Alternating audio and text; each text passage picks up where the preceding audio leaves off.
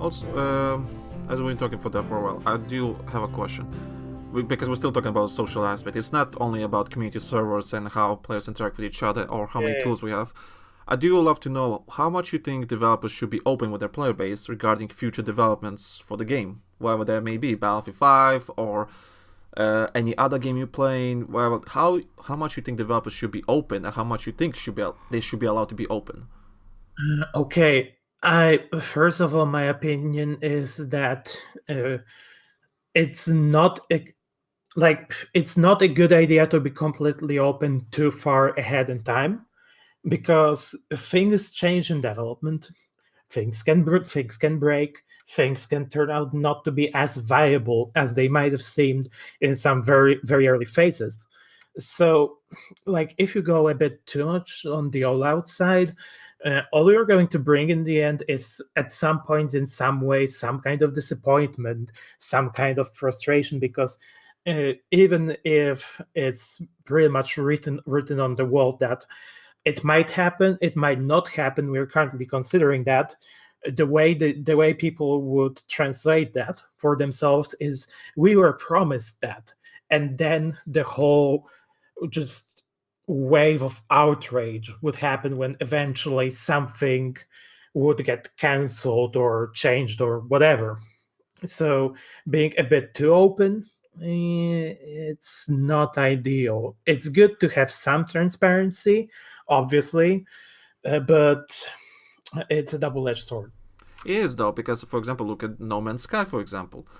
The game was a disaster when it came out. It was like it's basically like a meme at that point. Oh yeah, the pre-release promises are on a whole new level in that aspect because uh, people automatically assume that everything that is shown before the release or said before the release is guaranteed to make it in there, which yeah, it. So unless you're like 1 gazillion% sure that that part is not changing, you're eventually going to step on the landmine somewhere. But you know what's the situation with No Man's Sky right now? Yeah, it actually became a very good game. Yeah, and they never said anything about anything. They just like after the shitstorm, right? They just went silent, radio silent, and just kept working on the patches and everything. The first big content drop, the second one, the third one, and the fourth one. They said nothing for like God knows how long. People thought like, oh, this game is abandoned and like that, and then they dropped the first ever content drop. It's like people got mind blown. I'm like, okay, it's a start. What's next? And they just kept going and kept going, and that's without any communication. They just were quiet and just kept, and they just released it when it's ready, and which is quite amazing. What a comeback No Man's Sky had. Yeah, Yeah, they played a yeah, really good like Cinderella, well, not a Cinderella story, but like a comeback song on that one because I give him credit for that as much as okay, Sean Murray probably said some things in interviews that he probably knew he shouldn't have said, so we'll just move past all that crap. But yeah, I give him credit where credit's due. They laid low, they examined what was going on, what the audience wanted, they figured out how to pull it off, and they went ahead and did it. And even though I haven't played the game, I can honestly sit here and say that yes, it's something that now I've become interested in, and it's on my backlog. Eventually, I'll yeah, get into it. and figuring out what audience knows, it's difficult. I would say, okay, it's going to be a stretch here, what I'm going to say. Even I see some issues with that statement, but possibly because just exactly because the game flopped so hard on release, maybe that actually part in it's a bit of a paradox, but that might have actually made things easier with pinpointing what to work on. Yeah, true. True.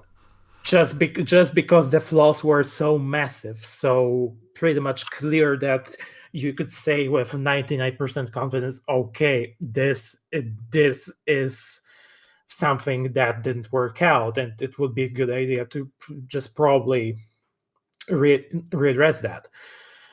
Although obviously it's not any kind of encouragement to flop on purpose, but No. in in that case, it helped. Just like in actually, I'm going to boomerang back to Battlefield. Just like in Battlefield 4, it actually helped out that the game was in quite a bit of a mess in the beginning. Oh yeah. Also, I just want to say because the way they did it, it works. it worked for them. They gambled, but it worked for them. And I think mainly because the people, like the normal player base, or a normal person basically, they don't know if Hello Games will make a new game, or they're making a new game, or like, are they gonna release something else, or they have no idea what's the future for the developer studio.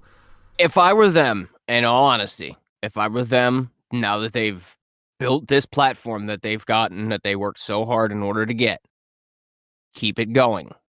Keep adding content to it. Keep figuring out ways in order to keep making it new. And as the saying would go, beat that horse until it doesn't bleed anymore. That is, I honestly would say, would be their best business plan and their best interest. They know what their audience wants. They've got it figured. They've got it laid out. Just take that football and run to the end zone with it and keep going. And to be fair, that's the game genre that's really quite perfect for building on it. I mean, you literally have the whole Blind universe. Words your oyster, really. Yeah, but I think the reason it worked for them because people don't know what's the future for the studio, because they're like, we don't know. You don't know what to expect. This not Hello Games. No Man's Sky can be alive for a year, 6 months, or for another 5 years until they release a new game. We don't know what's the future for the studio. With, for example, the bigger studios, which AAA, let's say Call of Duty or Battlefield, we know there's a new Call of Duty this year. We know there's a new Battlefield in a year. No way. Yeah. So, and when something bad goes in those games and developers go in hiding, I think that's the problem, because we already know that what's happening in the future. We know there's a new game coming out at this specific time. I think that's the problem. So that's why I'm like really not a fan of how Battlefield 5 communication is going right now. They should be there talking. I don't care how and what. They should be there talking. Share some concept art. Share some alpha builds. Show something. Talk to the player base and let them know you're not abandoned. We're working.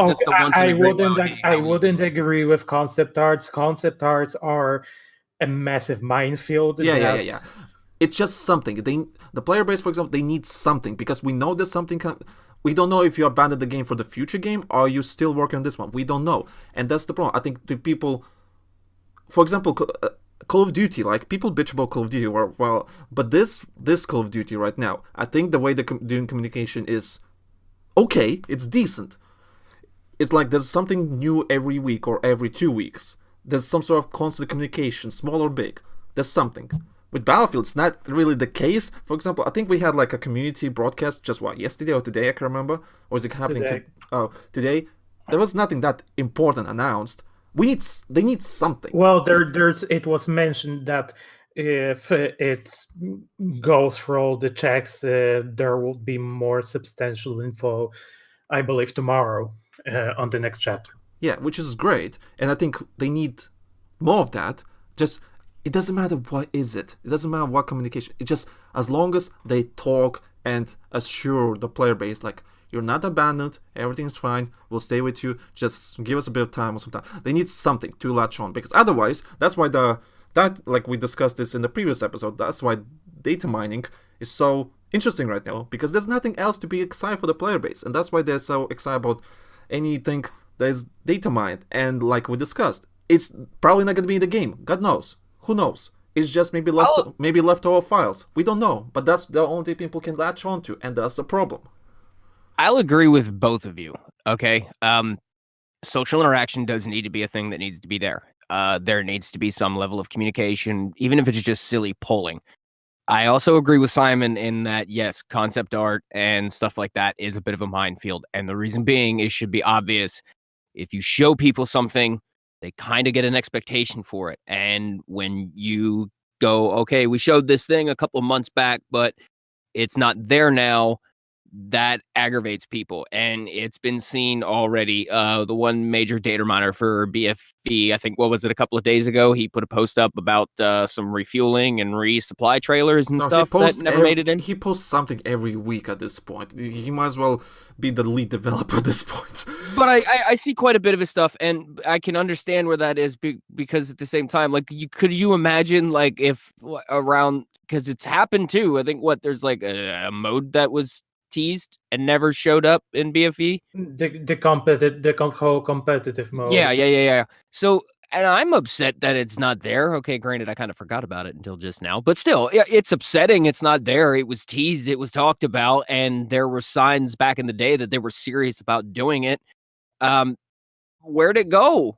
It's not there no more. Well, I can talk about for days and days regarding that, but oh yeah, we can go on for days about that. I think even though I kind of like hated that they scrapped that, but I have to disagree. Oh, if we not disagree, agree with that, with the scrapping, just because it was just no point for Battlefield 5, no point. Competitive community is non-existent right now. We don't have community servers, no nothing. I rather them focus on something that is important right now for Battlefield 5, and that's fine. But I mean, put that for the next game. Put that for the next game and have it on release. That kind of stuff should be on release. Otherwise, it's gonna die out and it's gonna be pointless. All the resources wasted. So I'm gonna agree with the discount for Battlefield 5 because we have more important stuff to focus on that game. Yeah, and I mean, it's not like it was just cancelled without reason. I mean, there had to be like something just had to not work in it. Yeah. I would presume. Your hands upon a dead man's gun and you're looking down